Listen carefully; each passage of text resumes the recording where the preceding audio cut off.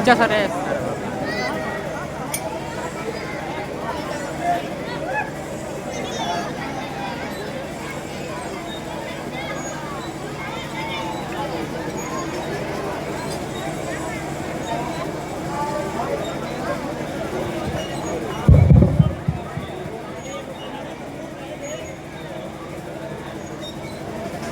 प्रणाम ठाकुर साहेब, झूला झूला के का समाचार बा? प्रणाम गुलाम। का करत रह? आज बड़ा देरी कइले हो। का कोई हुजूर बड़ी काम कइले रहे, सोचनिया तनी आराम कली झूला झूला के।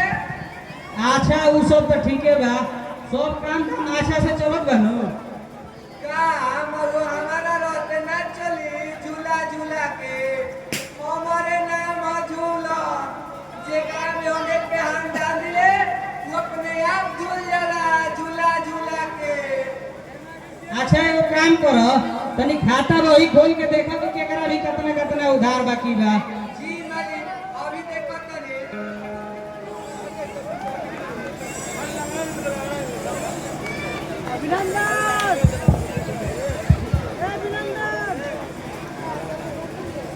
मालिक, सत्यनारायण गिरी तो 2010 के पैसा बाकी बा और वो 3013 रुपए सोए पर झूला झूला के।